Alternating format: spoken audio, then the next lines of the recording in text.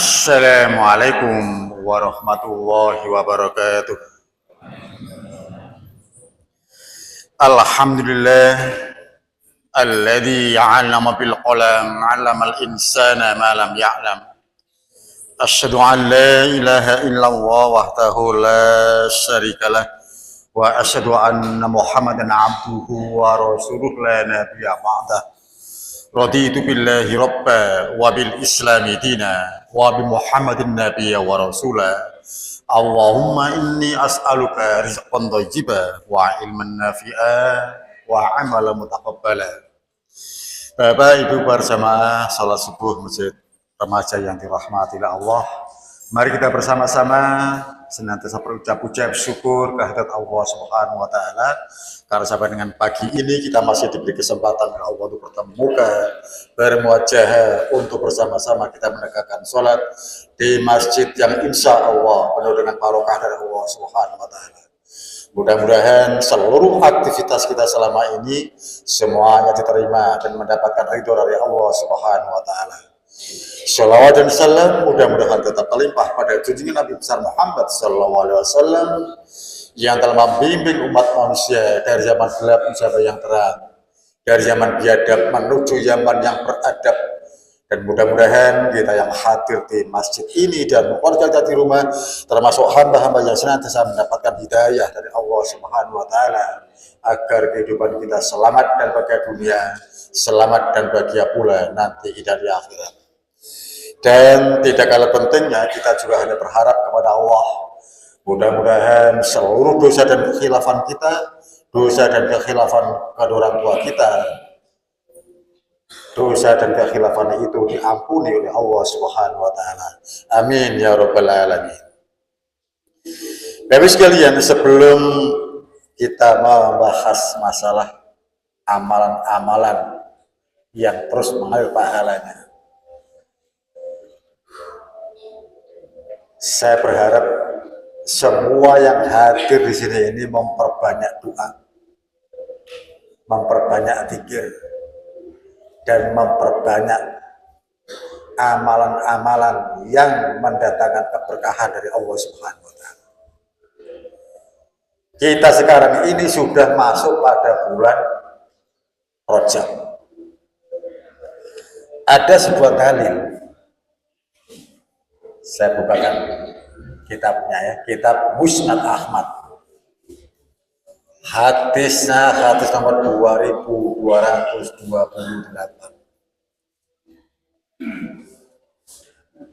Bapak sekalian, saya baca dulu hadis ini. An Anas bin Malik qala kana Nabi sallallahu alaihi wasallam idza dakhala Rajab qala Allahumma barik lana fi Rajab wa Sya'ban wa barik lana fi Ramadan. Bapak sekalian, diberitakan dari sahabat Anas bin Malik, ia mengatakan apabila Rasulullah SAW itu memasuki bulan Rajab, sekarang ini bulan Rajab, tanggalnya tanggal 5 sekarang ya. Qala, maka Rasulullah SAW berdoa kepada Allah, Allahumma barik lana fi Rajab, ya Allah berkahilah kami di bulan Rajab, wa Sya'ban dan bulan Sya'ban, wa barik lana fi Ramadan, ya, wa barik lana fi Ramadan. Hadis ini diabadikan dalam Musnad Ahmad. Kalau dalam riwayat Baihaqi disebutkan wa balighna Ramadan. Tapi sekalian, hadis ini dhaif. Ya. Tapi marfu. Ini ya. Hadis ini Pak, ada ini Ziyad bin Abdillah. Ini yang merah itu ya, wah nggak kelihatan. Itu ada seorang sanad yang mempunyai nama Ziyad bin Abdillah. Ziyad bin Abdillah itu orangnya sering lupa. Jadi dalam hadis itu Pak, kalau ada orang membawa kabar dari Nabi dan orang itu sering lupa, hadisnya dinamakan dhaif. Tapi kita juga harus tahu, wong lali itu seje karo bojoan. Ya. Orang lupa itu beda dengan orang penipu. Kalau yang membawa hadis itu orang yang suka menipu, sering-sering berdusta, dhaifnya dhaif jiddan. Ya, dhaif jiddan. Nah, Ziyad bin Abdillah ini hanya sekedar lupa-lupa. Eleng lali. Wong saiki ngarane wis rada pikun. Nah, maka hadis ini hanya disebutkan hadis yang dhaif. Tapi marfu. Marfu itu artinya bahwa hadis itu sanadnya nyambung sampai Nabi. Marfu nyambung sampai Nabi. Makanya hadis ini yang isinya doa ini sangat populer. Allahumma barik lana fi Rajab wa Sya'ban wa barik lana fi Ramadan. Ya Allah, berkahilah kami di bulan Rajab dan bulan Sya'ban. Berkahi pula kami ya Allah di bulan Ramadan. Kalau di dalam hadis riwayat Baihaqi, ya Allah, berkahilah kami di bulan Rajab dan Sya'ban dan pertemukan kami ya Allah dengan bulan Ramadan. Sekali lagi, dua riwayat hadis ini ujung-ujungnya ada sanad yang namanya Ziyad bin Abdillah yang didhaifkan oleh pakar-pakar hadis. Oleh karena itu, mudah-mudahan pertemuan kita, kajian kita pagi ini pun mendatangkan keberkahan dari Allah Subhanahu wa taala. Amin ya rabbal alamin. Sekarang mari kita bicarakan makalah yang sudah ada padanya. Amalan yang terus-menerus mengalir pahalanya. Saya yakin Bapak Ibu sekalian, semua yang hadir ini sudah sering mendengar kalimat ini. Ada amalan yang pahalanya terus-menerus mengalir, walaupun kita nanti sudah hidup di beda alam. Sekarang kita alam dunia, cepat atau lambat nanti kita akan pindah ke alam barzah. Alam barzah tidak abadi, segera pindah pula ke alam akhirat. Itulah perjalanan hidup manusia. Tapi berkat Rahman dan Rahimnya Allah, berkat petunjuk dari Rasulullah, ada amalan yang terus-menerus mengalir pahalanya. Walaupun kita nanti sudah hidup di alam barzah berpuluh bahkan beratus-ratus tahun kemudian. Sekarang mari kita bicarakan pelan-pelan ya. Lalu sekalian, sebagai pendahuluan, orang yang beriman kepada Allah sangat yakin, ya sangat yakin bahwa umur manusia itu sangat terbatas. Jangan berharap kita ini hidup abadi. Sudah menjadi hukumnya Allah, sudah menjadi sunnatullah. Setiap manusia itu pasti merasakan kematian. Kullu nafsin dha'iqatul maut. Semua yang pernah hidup akan merasakan kematian. Kematian itu kemudian tidak memutuskan semua masalah. Belum, enggak begitu. Nanti ada kehidupan di alam barzah. Maka ada ayat dalam surat Ali Imran. Ayatnya begini, Pak. Maaf saya lupa ayatnya, tapi saya ingat itu di surat Ali Imran. Wala taksabanal ladina qutilu fi sabilillahi amwata bal ahya'u inda rabbihim yurzaqun. Jangan engkau kira orang yang gugur di medan perang itu mati. Bal ahya'u inda rabbihim yurzaqun, tetapi dia itu hidup. Dan di sisi Tuhan mereka mendapatkan rezeki. Artinya apa? Bahwa dia itu hidup di alam barzah. Di alam barzah dia akan mendapatkan rezeki. Jadi, berapa? Nah, Ali Imran ayat 169. Ali Imran ya. Nah, ya. Wala taksabanal ladina qutilu fi sabilillahi amwatan bal ahya'u inda rabbihim yurzaqun. Jadi ada kehidupan di alam barzah. Ya. Dan itu harus kita yakini karena itu informasi Al-Qur'an yang kita imani. Rasulullah SAW pernah bersabda yang diabadikan di dalam Sahih Bukhari. A'darallahu ila mri'in akhara ajalu hatta balaghu sittina sana. Allah Subhanahu wa taala telah memberi udzur kepada seorang dengan menangguhkan ajalnya hingga umur 60 tahun. Pak, umur 60 tahun itu umur yang sudah senja. Ya, dulu sudah kita pernah bahas amalan-amalan yang bisa menenteramkan batin di usia yang senja. Itu sudah kita lalui ya. Mungkin di antara kita ini sudah ada yang melampaui 60 ya. Jadi kan pinter Pak. 73, waduh.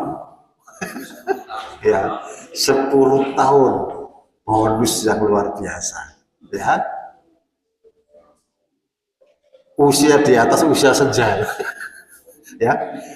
Sebab Rasulullah menyebutkan umur umatku nanti berkisar antara 60 sampai dengan 70. Dan sedikit di antara mereka yang lebih dari itu. Walaupun toh kita itu nanti dibatasi umur di dunia ini, dalam kehidupan di dunia ini, tapi Allah Subhanahu wa taala lewat Rasulnya memberitahukan ada amalan-amalan yang bisa terus-menerus mengalir pahalanya walaupun kita sudah di alam barzah. Tapi sekalian, Rasulullah SAW menyebutkan, ini tadi yang saya sebutkan ya, umru ummati min sittina sanah ila sab'ina sanah. Umur umatku berkisar antara 60 sampai 70 tahun. Kita lanjutkan lah. Namun seorang mukmin senantiasa berpikir bagaimana cara agar mempunyai amalan yang tak terbatas pahalanya, terus mengalir meskipun dia telah hidup di alam barzah. Oleh karena itu nanti mari kita berlomba-lomba untuk melakukan amalan ini. Berikut ini ada dalil-dalil yang berbicara tentang amalan yang tak terbatas pahalanya. Nomor 1, Pak, kesolehan. Soleh. Ya. Allah Subhanahu wa taala berfirman.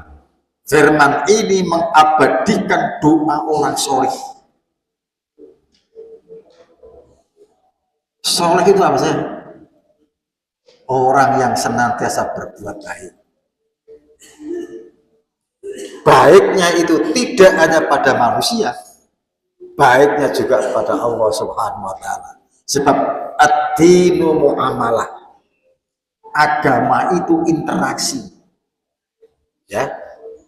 Hubungan baik kita dengan Allah, hubungan baik kita dengan sesama manusia, hubungan baik kita dengan lingkungan tempat kita tinggal. Baik pada makhluk yang sesama jenis manusia atau makhluk-makhluk yang lain di luar manusia. Apa doa yang diabadikan dalam Al-Quran? Doa orang-orang soleh. Rabbana wadkhilhum jannati adn allati wa'adtahum wa man salaha min abaihim wa azwajihim wa dzurriyyatihim innaka antal azizul hakim. Quran surat Al-Mu'min. Ya Allah, ya Tuhan kami, masukkanlah mereka ke dalam surga Aden yang telah Engkau janjikan kepada mereka dan orang-orang yang soleh. Maka berbuatlah kebaikan agar kita itu termasuk golongan orang-orang yang soleh. Pak, kalau kita itu berbuat kesolehan, satu kebaikan, jenengan akan mendapatkan doa dari seluruh umat Islam sedunia. Nggak main-main gitu. Jadi kalau kita berbuat kebaikan, kita menjadi orang yang soleh, menunjukkan kesolehan kita dengan wujud perbuatan baik, maka jenengan akan mendapatkan doa orang Islam seluruh dunia. Sebab apa? Orang Islam seluruh dunia pada saat dia sholat, pasti dia akan mendoakan kita dengan ucapan Assalamualaikum wa ala ibadillahis sholihin. Mudah-mudahan keselamatan untuk kami dan keselamatan pula tercurah untuk hamba-hamba Allah yang sholih. Pak, Assalamualaikum wa ala ibadillahis sholihin itu senantiasa diucapkan oleh umat Islam minimal sehari 9 kali. Betul apa-apa, dihitung ya, dihitung. Setiap kita sholat subuh, tahiyatnya pisan, ya kan?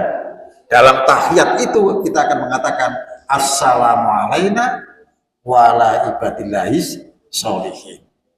Subuh ping pisan. Zuhur, sholat zuhur rakaat tahiyatnya 2 kali. Wis piro? 3. Ya kan?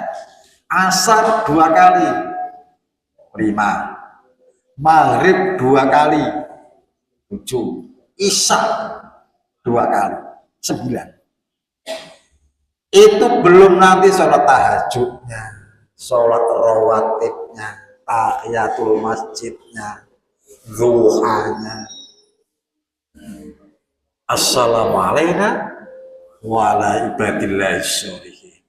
Mudah-mudahan keselamatan untuk kami dan keselamatan tercurah pula bagi hamba-hamba Allah yang sholih. Maka berlomba-lombalah untuk menjadi orang yang sholih. Bapak sekalian, ambil contoh lah ya. Setiap imam sholat yang memimpin sholat berjamaah itu pasti nanti mengucapkan para hadirin, para jamaah, softnya diluruskan, rapatkan barisan, sawu sufufakum, kan begitu. Zaman Nabi juga begitu. Nabi itu memberikan contoh seperti itu. Sebelum takbiratul ihram, beliau menghadapkan wajahnya pada seluruh jamaah dan mengatakan sawu sufufakum, luruskan soft, rapatkan barisan. Udah Pak, Nabi menghadapkan wajahnya ke arah kiblat. Begitu Nabi Muhammad takbir, Allahu Akbar, ini ada sahabat berdoa, Allahumma atini afdhala ma tu'ti ibadakas sholihin. Ya Allah, karuniakanlah aku keutamaan-keutamaan seperti keutamaan yang Kau berikan kepada hamba-hambamu yang sholih. Kesolehan. Pak, hadis ini Pak, hadis takrir namanya. Hadis napa? Takrir. Hadis niku wonten 3. Nomor 1 hadis fi'li. Hadis berasal dari tindakan perbuatan Nabi. Oh, Nabi ku nek sholat menghadap wajahnya ke arah kiblat. Oh, Nabi kalau rukuk seperti itu, kalau sujud seperti itu, kalau iktidal seperti itu. Dilihat sama orang. Orang yang melihat kemudian bercerita. Muncullah hadis fi'li. Yang kedua, hadis qauli. Hadis yang berasal dari ucapan-ucapan Rasulullah. Innamal a'malu binniyat. Nah, itu ucapan Nabi. Ya. Hadis karena ucapan Nabi. Oh. Nah, wonten malih yang terakhir. Hadis takrir. Hadis takrir itu adalah hadis yang berasal dari tindakan dan ucapan seorang sahabat yang dibenarkan oleh Nabi, disetujui oleh Nabi. Nah itu, ya. Banyak Pak hadis-hadis takrir itu. Termasuk azan. Azan yang kita dengarkan tiap hari itu bersumber dari hadis takrir. Suatu saat Rasulullah mengumpulkan para sahabat.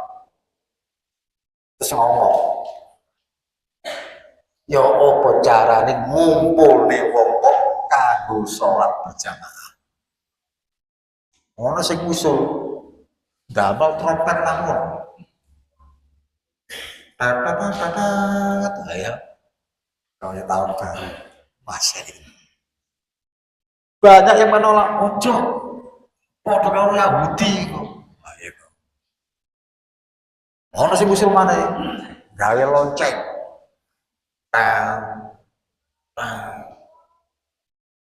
Ya. Ojo itu tuh gare kaya Nasrani.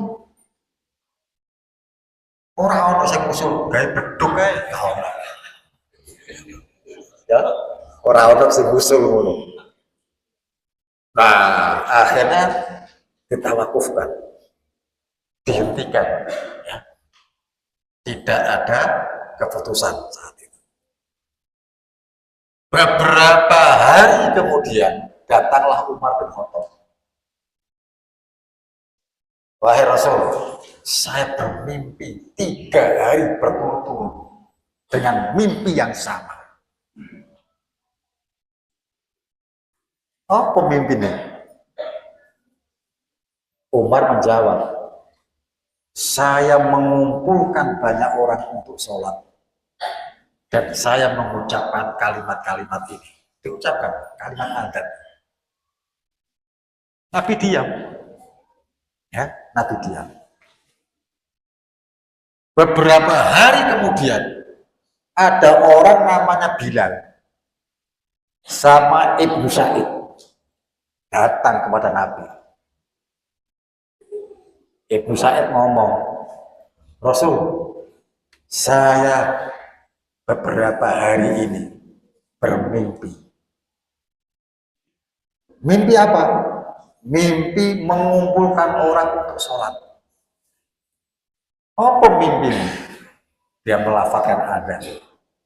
Ibnu Sa'id ini melafatkan adzan di depan Rasulullah. Padahal Ibnu Sa'id dengan Umar bin Khattab tidak ketemu. Dan penyampaiannya di beda hari yang beda. Begitu waktu datangnya sholat, Rasul mengatakan, Bilal, pakailah kalimat-kalimat yang dimimpikan oleh Ibnu Sa'id. Ya, dan mimpi itu sama dengan mimpinya Umar bin Khattab. Dan panggil semua orang untuk menghadiri sholat berjamaah dengan kalimat itu. Jadi azan yang kita dengar tiap hari hasil dari mimpinya sahabat Umar bin Khattab dan Ibnu Sa'id. Dan dibenarkan oleh Nabi, disetujui oleh Nabi. Nah, azan itu berasal dari hadis takrir. Ya, termasuk tadi doa kesolehan. Kalau sang imam sudah mengatakan luruskan shaf, rapatkan barisan, sampai dongo Pak. Allahumma atini afdhala ma tu'ti ibadakas sholihin. Pernah dengar doa itu? Pak, maaf ya, jenenge ngaji itu tak buka wae kitab ya. Ini Al-Maktabah Samilah, perpustakaan umum ya. Ono buku jenenge Amal Yaum wal Lailah yang menyusun Imam An-Nasai, ahli hadis, Imam hadis An-Nasai. Tak buka kitabnya. Nyun sewu, kita gundul. Ngaji gini iki iso nangis, Pak. Sebab gak iso muni. Ya, sebab gak iso muni. Subhanallah ya. Wah. Ono gundul kulit mati. Yang saya blok ini. Nah, ya. Ini ada sanatnya, Pak. Ada periwayatannya, ono sanat. Ya. Dan itu ditulis oleh Imam ahli hadis Imam An-Nasai. Bahwa ada seorang sahabat yang kemudian sholat di belakang Nabi. Kemudian dia mengatakan, Allahumma atini afdhala ma tu'ti ibadakas sholihin. Ya. Seperti saya ngomong ini ada dalilnya, Pak. Ada dalil yang mendasari. Tak tutup kitabnya namanya Amal Yaum wal Lailah yang menulis Imam An-Nasai. Oh, enggak kelihatan di sini ya, kelihatan. Nah, ya. Coba nanti dihafalkan ya. Allahumma atini afdhala ma tu'ti ibadakas sholihin. Ya Allah, berilah kami keutamaan seperti keutamaan yang kau berikan kepada hamba-hambamu yang sholih. Bahkan Nabiullah Ibrahim alaihissalam juga berharap kepada Allah agar diberi keturunan yang sholih. Doa Nabi Ibrahim diabadikan dalam Al-Quran. Rabbi habli minas sholihin. Jadilah hamba-hamba Allah yang sholih. Sebab semua Nabi itu berharap kepada Allah agar digolongkan sebagai hamba-hamba yang sholih.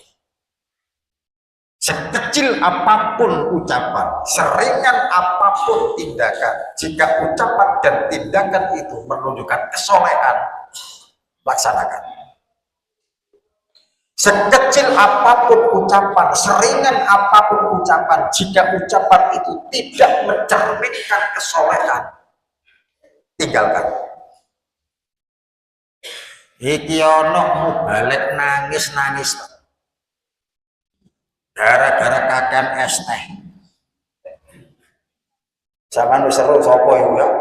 Kakean es teh nangis. Mau balik sing biasa ngenyek wong, menghina orang lain di depan umum, di atas mimbar. Itu ucapan resmi, Pak, di depan umum masalah. Jika ucapan itu dari manapun munculnya, apakah itu ustadz, apakah itu gus, apakah itu kiai, jika ucapan itu tidak mencerminkan kesolehan, jangan diucapkan. Tapi kebalikannya, sekecil apapun perbuatan, seringan apapun ucapan, jika itu menandakan kesolehan, ucapan dan lakukan, sehingga kita mendapatkan doa Assalamualaikum wa ala ibadillahis sholihin. Ya, kita lanjutkan, Pak. Tapi sekalian, tentang kesolehan. Nah, dalil lainnya adalah hadis tentang tasawuf di mana kita membaca Assalamualaikum wa ala ibadillahis sholihin. Ini Pak, hadisnya cukup panjang. Saya potong seperti ini. Dalam Sahih Bukhari disebutkan begini. Fa innakum idza qultumuha wa asabat kullu 'abdillahi sholih fis sama'i wal ardh. Sesungguhnya jika kalian mengucapkan seperti ini, maksudnya assalamualaikum wa alaibadillahi sholihin, maka kalian telah mengucapkan salam kepada seluruh hamba Allah yang soleh di langit maupun di bumi. Luar biasa, Pak. Ya. Jadi kesolehan itu menjadikan kita mendapatkan doa dari orang-orang hamba-hamba Allah seluruh dunia, bahkan tidak hanya dunia, bahkan langit pun, makhluk-makhluk yang ada di angkasa pun menyebutkan ucapan ini, maka kita mendapatkan hak untuk mendapatkan doa ini. Selanjutnya lah, kesolehan orang tua akan berpengaruh kepada keturunannya. Diling-iling Pak ya, kesolehan orang tua itu akan berpengaruh pada keturunannya. Makanya Pak Nyon Sewu ya, menawi jenengan mempelajari sejarah Nabi, mayoritas, walaupun tidak semua ya, mayoritas nek bapak iku nabi, anak iku nabi-nabi. Mayoritas, walaupun ada Pak, bapaknya nabi, anaknya berdugal itu ya Allah. Ya. Nah, ini sekarang ada. Coba jenengan lihat sejarahnya Nabi Ibrahim. Nabi Ibrahim senantiasa berdoa kepada Allah. Rabbi habli minas sholihin. Ya Allah, karuniakanlah kami keturunan yang solih, langsung dari sisi anak Nabi Ibrahim. Banyak yang jadi nabi, banyak yang jadi rasul, sampai dengan Nabi Muhammad pun keturunan Nabi Ibrahim. Walaupun dari jalur Ismail. Nah ini merupakan contoh bagi kita. Misalnya kiai loh Pak. Kiai itu Pak, umumnya nek bapak nek kiai, anak ayo kiai. Umumnya ngono. Walaupun sekarang pun banyak bapak nek kiai, anak yang berdugal. Tapi kan gak umum ya, gak umum. Umumnya nek bapak nek kiai, anak kiai. Diarani Gus. Ya. Walaupun sekarang banyak Gus akon-akon, yono. Nah, orang tua yang soleh merupakan bibit unggul dan modal agar anaknya dijaga oleh Allah Subhanahu wa Ta'ala. Makanya kalau ada anak soleh, Pak, sampai turun ke atas, bapaknya mesti wong soleh. Umumnya ya. Nah ini doa-doa tentang kesolehan. Ini dalam makalah itu tidak ada mungkin ya. Tapi jenengan serat mawon, ono doa yang diabadikan dalam Al-Quran surat Ali Imran ayat 38. Rabbi habli min ladunka dzurriyyatan thayyibah innaka sami'ud du'a. Doa sinten nih? Doa Nabi Zakaria. Ya. Wonten malih Pak. Doa yang diabadikan dalam Al-Qur'an As-Saffat ayat 100. Rabbi habli minas sholihin. Doa Nabi Ibrahim. Ya.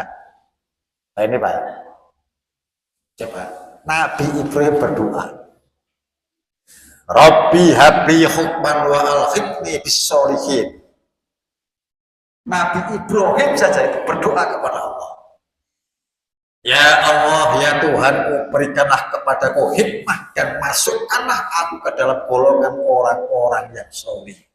Nabi Ibrahim kepingin dijadikan oleh Allah termasuk golongan orang sholih. Maka mari kita bersama-sama berusaha sekuat tenaga untuk menjadi orang sholih, orang yang senantiasa berbuat kebaikan. Ya, Quran surat Asy-Syu'ara ayat 83. Nah, yang tadi Pak, yang saya sebutkan tadi, ini Pak, yang jarang diucapkan orang.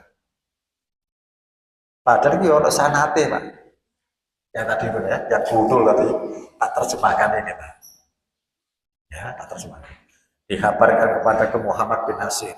Ia berkata, diberitakan kepada kami Ibrahim bin Hamzah. Ia berkata, dikabarkan kepada kami Abdul Aziz dari Zuhair, dari Muhammad bin Muslim. Ada seorang yang datang kepada Rasul akan memulai sholat. Ia berdiri pada shaf dan berucap, Allahumma atini afdola ma tukti ibadakas sholihin. Ya Allah, ya Tuhanku, limpahkanlah kepadaku keutamaan-keutamaan seperti keutamaan yang kau berikan kepada hambamu yang soleh. Ini doa pada saat kita berdiri di shaf yang akan kita laksanakan sholat berjamaah. Jadi nek imam ngomong sufu vakum, luruskan shaf, rapatkan barisan sampai tunggu ini. Allahumma atini afdola ma tukti ibadakas sholihin. Itu kalau takbiratul ihramnya bersamaan dengan nabi atau dengan imam. Tapi kalau makmumnya makmum masbuk siji meneh. Apa itu masbuk? Makmum masbuk. Makmum yang telat datang. Pak, Bu, saya gimana dengan jamaah sholat subuh, sholat duhur, kok datangnya terlambat? Imam wis rukuk, imam wis sujud. Ya, jangan masuk ke dalam shaf. Ojo ngenteni imam ngadeg. Yang sama takbiratul ihram jangan. Imamnya pas sujud, sama masuk pada shaf dan berucap Alhamdulillah hamdan katsiran thayyiban mubarakan fi. Takbir, Pak. Allahu Akbar. Sedekap takbir. Allahu Akbar. Mengikuti posisi imam saat itu apa? Nek imam sujud langsung sampai sujud. Nek imam duduk sampai langsung duduk. Jadi ojo ngenteni imamnya ngadeg takbir. Jangan. Langsung mengikuti posisi imam saat itu apa. Tapi doa yang diucapkan sebelum takbiratul ihram, Alhamdulillah hamdan katsiran thayyiban mubarakan fi. Itu hadisnya Sahih Muslim. Kalau tadi An-Nasai, ya Nasai. Ini Pak. Setelah sholat selesai, Rasul bertanya, siapa yang berucap tadi? Maka ada yang menjawab, saya wahai Rasul. Maka bersabda Rasulullah, kalau begitu engkau akan mati syahid pada jalan Allah. Doamu luar biasa. Dengan doamu itu kamu ditetapkan oleh Allah, matimu nanti mati syahid. Mati yang mulia dalam Islam. Tidak ada kematian yang lebih mulia dari kematian mati syahid. Ini artinya apa? Rasulullah menyetujui kalimat ini. Jadikan doa Allahumma atini afdhola ma tukti ibadakas sholihin. Ini Pak, kitabnya ini Amal Yaum wal Lailah An-Nasai juz 1 halaman 180. Ya, nah ini dihidupkan lah. Ya, dihidupkan. Selanjutnya Pak, kita percepat ya. Jadilah pelopor-pelopor kebaikan. Jeleng-jeleng. Jadilah pelopor-pelopor kebaikan. Contoh Pak, maaf ya. Saya nggak tahu di sini ada atau enggak. Istilah Jumat berkah. Itu kan barusan ada. Ya sekitar 3-4 tahun yang lalu lah. Ono istilah Jumat berkah. Wong sak masjid mari Jumatan dikei mangan kabeh karo takmir. Luar biasa. Dan sekarang Pak merebak di mana-mana banyak seperti itu. Kulo niki sering mantun khotbah Jumat mulai gawa sego bungkusan. Anakku takon, "Ya, mari kondangan teko ndi?" Dipikir kok kondangan. Ya. Nah, Bapak sekalian, nah, seperti ini Pak, jangan dihukumi. Iku bid'ah. Zaman Rasul ora ono ngono, jangan Pak. Karena apa? Sudah beda dimensi. Khutbah Jumat dan sholat Jumat dimensi ritual. Ritualnya sudah selesai. Diganti oleh takmir ono amalan berdimensi sosial. Wong sak masjid budal Jumatan wetenge luwe ngrungokno khutbah, melu sholat berjamaah, mari sholat dikai mangan, mulih wareg kabeh.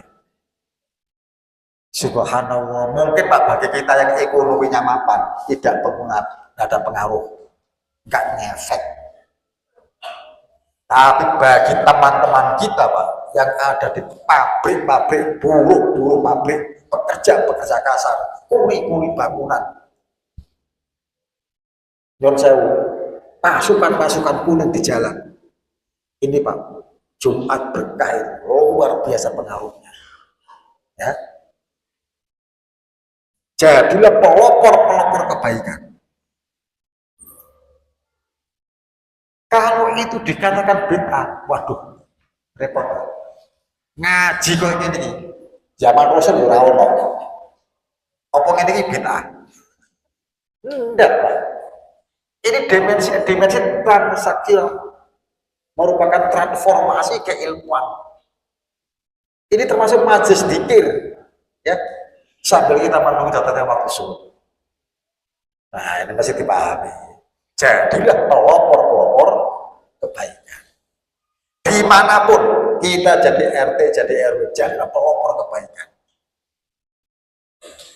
Dari Al-Mudhir bin Syarif, dari Syarif ia berkata, Rasulullah bersabda, Man sanna fil islami sunnah hasanah, falau ajruha wa ajru man amila biha ba'dahu min khairi ayat nisab min ujurihim syai'un. Hadis ini Sahih Muslim. Barang siapa yang memulai mengerjakan perbuatan baik dalam Islam, maka dia akan memperoleh pahalanya, dan pahala orang yang menyontoh perbuatan itu tanpa mengurangi pahala mereka sedikit pun. Jadilah pelopor kebaikan yang bisa dicontoh oleh sekian banyak orang. Walaupun nanti kita sudah meninggal dunia, contoh kebaikan terus dijalankan oleh orang-orang lain, jenengan pun masih mempunyai hak mendapatkan pahala yang tidak terputus itu. Nah, yang ketiga ini yang sangat umum kita dengarkan. Tapi jangan salah paham Pak dengan yang ketiga ini.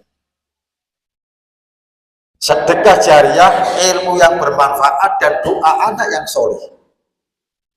Ini tidak kemudian menghilangkan tadi Pak, kesolehan, pelopor kebaikan, tidak menghilangkan itu.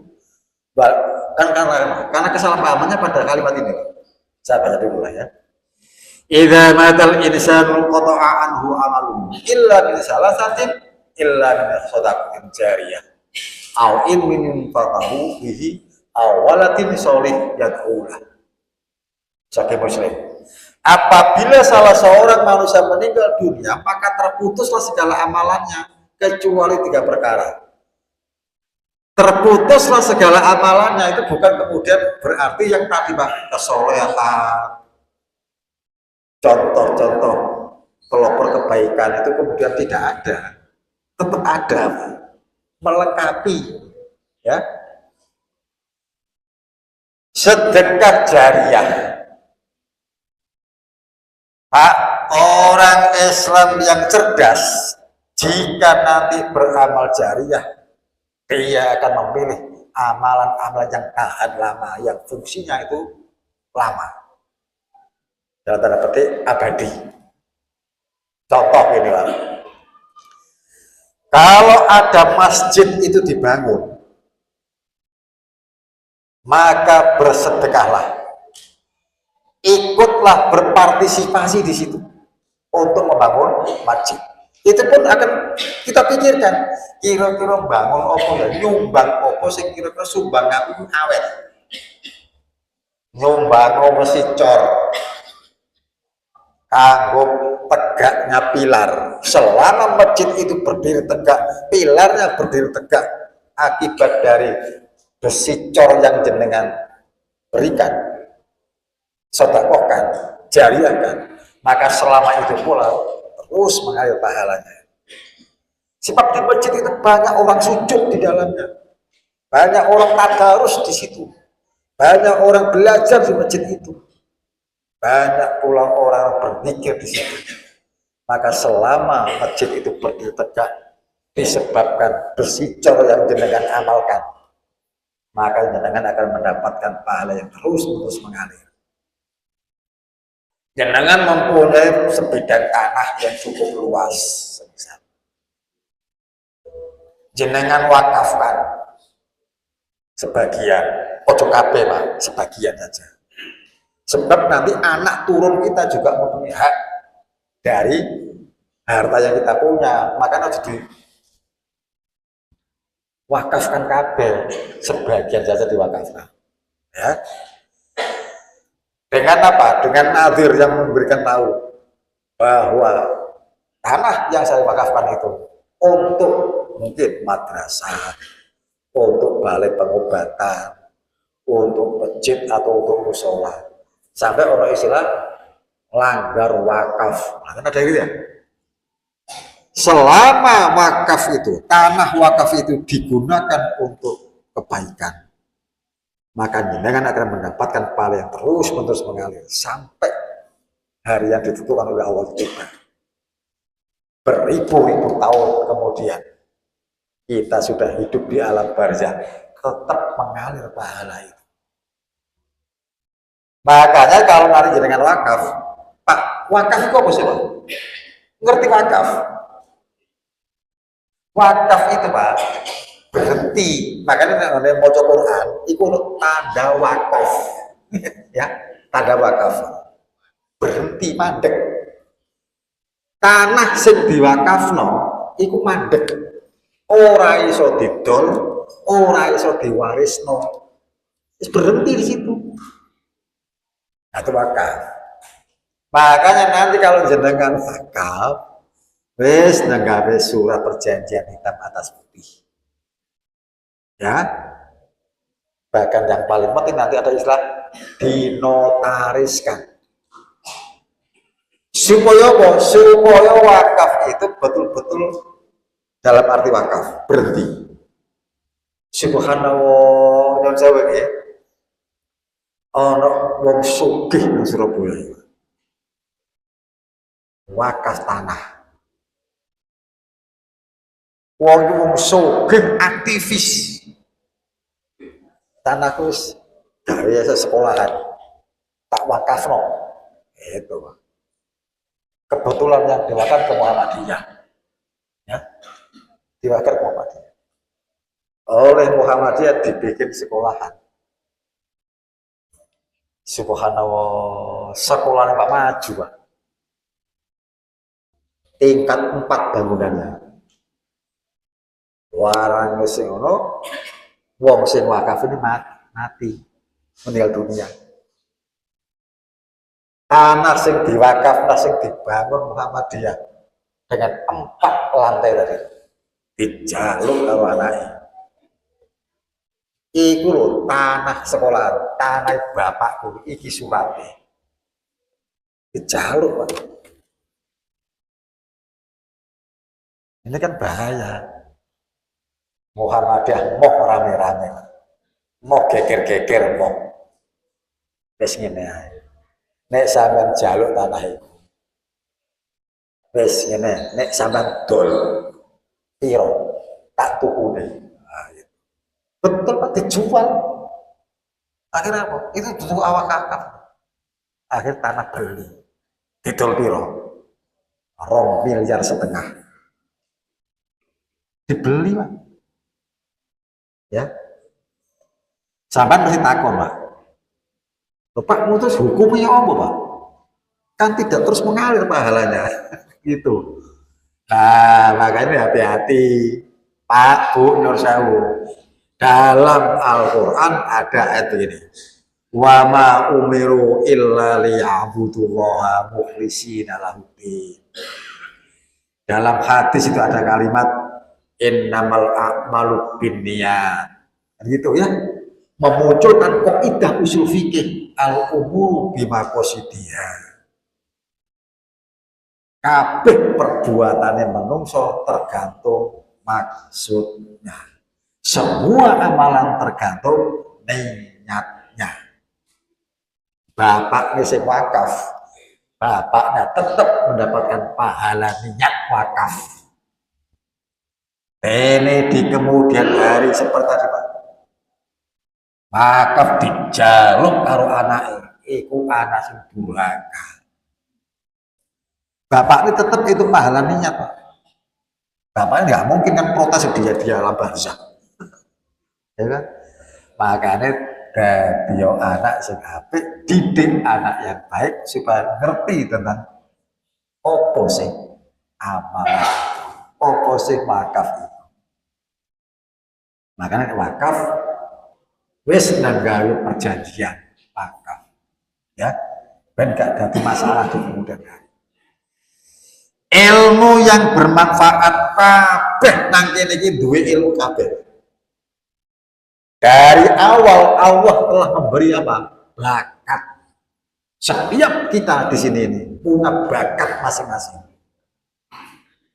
Bakat diasah terus memunculkan pengalaman-pengalaman hebat. Jadi ilmu-ilmu yang luar biasa terampil karena bakatnya. Nah ilmu itu Pak dikembangkan, diajar nang liya. Ya, ilmu gak itu dipendem dewe, diajar kepada orang lain. Nanti mungkin di antara kita nih lah ya, contoh saja. Ono sing pinter masak, gawe rawon, pinter nih gawe rawon, ngalang-ngalir rawon setan ini Mbok Malang. Ngomong nang takmir, Pak Takmir. Joko polpet karo umum nih. Siapa jamaah masjid remaja yang kepingin bisa membuat rawon enak sak donya. Wis ngumpul nang masjid remaja, tak ajari ya apa carane gawe rawon sing enak. Lah wis ora ngumpul, ana wong 10 sing ngumpul. Diajari bumbune iki, carane ngulek iki, keluwek sing apik ku modele ngene, ya. Diajari. Seandainya Pak dari 10 yang diajarkan ada 5 orang kemudian dia pindah dari Surabaya, pindah nang Jogja, nang Solo, nang Malang, nang Mojokerto, buka warung rawon. Dari ilmu yang jenengan ajarkan tadi, dia bisa membuka warung rawon. Dari membuka warung-warung itu, dia bisa menghidupi keluarganya. Dia bisa menyekolahkan anaknya. Dia bisa pondokkan anaknya. Pak, ilmu Pak, luar biasa. Jenengan mendapatkan pahala yang terus mengalir. Jadi ilmu itu tidak boleh dirahasiakan. Saya pernah Pak, kecewa dengan jamaah. Ya, kecewa dengan jamaah. Kecewa perkara apa? Mari ceramah Pak, aku dikai makanan khas Jawa Tengah. Macam Jawa Barat. Apa? Batagor. Mari ceramah dikai Batagor. Enak Batagor ya Pak. Enak banyak gak tuku ya. Enak. Saya bilang pada Batagor kok enak. Alhamdulillah usaha saya memang menjual Batagor. Saya punya stand di mana-mana. Di Petra saya punya stand. Di Widya Mandala punya stand. Sing tuku wong Cina-Cina. Laris. Wah ya.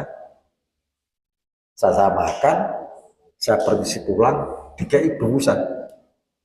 Dia bilang, untuk keluarga di rumah. Wah, tak boleh Pak. di rumah dimakan sama istri saya. Istri saya bilang, ya, enak batakur.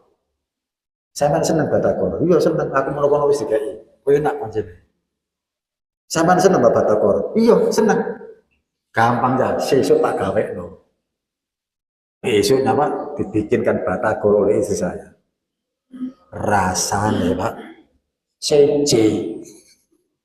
Rasanya seje. Batakur tak cokot semenggal. Iki mesti ono rahasiane, ya apa? Bulan berikutnya Pak saya ngaji di masjid itu. Ketemu dengan orang itu. Saya bilang, Pak, dapat salam dari istri saya. Dia mengatakan batakur dengan enak. Dia tertawa. Terus saya bilang, kemarin Pak saya dia bikinkan batakur sama istri saya. Rasanya kok seje. Apa Pak rahasianya? Apa ia bilang? Wah, enggak boleh, Ustaz. Itu rahasia perusahaan. Ya, itu rahasia perusahaan, Ustaz. Enggak boleh itu. Saya bilang, untuk meyakinkan dia, aku ini dosen, aku ini mau balik. Gak mungkin lah aku kemudian alih profesi dodolan batakur. Ya, hanya kan pengen tahu, ya apa. Tetap dia bereksisi hukum, tidak boleh. Itu rahasia perusahaan. Pak, balik podo karo sing rawon. Seandainya orang pinter bapak takor ini bilang pada takmir, ya Pak Takmir umumkan ke jamaah. Sopo sing mau, sopo sing gelem tak urui, tak pelajari, tak ajari, bikin batakor. Dan dari pelajaran itu orang yang diajarkan pindah ke kota lain, bikin batakur yang sama, laris seperti dia. Dia bisa memenuhi kebutuhan keluarganya, menyekolahkan anaknya. Subhanallah, rezekinya nanti akan barokah serta pahala terus mengalir. Ini bisa dipahami. Seperti ini ya, maaf ya. Setiap saya ngaji ada makalah. Ajari kabeh, ya apa ngecek cara ngecek dalil itu sahih atau tidak, tak kasih tahu. Saya ada Pak dalam hati, ini kita ajari kabeh, sakmine akeh dadi balik kabeh. Wah, aku nyanyi aku lah. Tidak ada begitu itu, ya. Ilmu itu harus diajarkan supaya nanti ada istilah tadi dijanjikan oleh Rasulullah, bahwa terus mengalir. Dan anak soleh yang selalu mendoakan. Ini didik anak baik-baik supaya nanti kita bisa mendapatkan pahala yang terus mengalir. Pak, terakhir Pak ya, terakhir. Saya baca aja ini karena sudah waktunya. Di dalam hadis Sunan Ibnu Majah, hadis nomor 238 sebutan begini. Sesungguhnya kebaikan yang akan mengiringi mukmin setelah yang meninggal adalah ilmu yang diajarkan, ilmu yang disebarkan, anak soleh yang ia tinggalkan, Al-Quran yang diwariskan. Pak, ini menjelang Ramadan. Jangan seandainya mendapat atau mempunyai rezeki yang cukup, beli mushaf Quran, taruh di masjid. Untuk apa? Untuk tadarusnya orang-orang nanti di bulan Ramadan, supaya memberikan semangat bagi pembaca-pembaca. Sebab biasanya Pak, biasanya loh ya, uang seneng nih mau Quran si anyar. Wah, ini baru nih, wah apa ini seneng mau Quran yang diwariskan, masjid yang ia bangun. Makanya nanti kalau ada orang atau panitia membangun masjid, ikutlah berpartisipasi. Sebab dengan membangun masjid termasuk pula mendapatkan pahala yang mengalir. Rumah yang ia bangun untuk ibu sabil. Ibu sabil itu anak jalanan, termasuk musafir-musafir. Ono istilah apa? Rumah singgah, homestay. Saya kira ono masjid singgah yo ono. Ya. Ada dan atau sungai yang ia alirkan airnya sampai wakafnya berbentuk sumur. Wah, luar biasa Pak. Ini sudah cerita aja. Ada seorang sahabat namanya Utsman bin Affan. Saat ada kemarau panjang, seluruh sumur-sumur yang ada di kota Madinah kering. Iki ono siji jenis sumur sing akeh banyune, Pak. Kayak wong Yahudi. Setiap orang mengambil ditarik. Pokok tuku. Ibu banyu nang ngene sumurku, tapi yo tuku lah. Didol banyu. Sementara miliknya orang-orang lain kering semua. Maka diam-diam Utsman bin Affan mendekati orang Yahudi. Dia bilang ini, sumurmu gak mudul lah. Orang Yahudi Pak, mengledek, mengejek, menghina Utsman bin Affan. Akhirnya apa? Dia memasang tarif yang setinggi-tingginya, semahal-mahalnya, dengan harapan Utsman gak iso tuku. Ya, subhanallah, habis itu Pak, ternyata dia memasang harga yang sangat tinggi. Oleh Utsman bin Affan dibeli Pak, cash. Saat pembayaran selesai, Utsman bin Affan berpidato di depan orang-orang Madinah. Sumur yang saya beli, saya wakafkan untuk penduduk Madinah dan orang-orang yang membutuhkan air. Gratis Pak, udah. Sumur itu Pak, sampai sekarang masih ada. Nah, dari informasi atas ini, sungai yang ia alirkan untuk orang lain, termasuk sumur dalamnya. Walaupun Utsman bin Affan hidupnya 1500 tahun yang lalu, pahala tetap terus mengalir sampai sekarang ini. Ya, makanya nanti berlomba-lombalah untuk bersedekah, beramal soleh, ya, yang manfaatnya terus mengalir, ya. Atau sedekah yang ia keluarkan dari harta miliknya di saat sehat dan masa hidupnya, semua akan mengiringi setelah ia meninggal dunia. Nah, mudah-mudahan apa yang kita bahas ini memicu kita, memancing kita untuk bersemangat untuk mempunyai ghirah, membuat amal soleh yang amal itu terus mengalir pahalanya. Mudah-mudahan Allah Subhanahu wa taala mengabulkan harapan-harapan kita. Kita akhiri pertemuan kita dengan doa kepada majelis. Subhanakallahumma wa bihamdika asyhadu an la ilaha illa anta astaghfiruka wa atubu ilaik. Wassalamualaikum warahmatullahi wabarakatuh.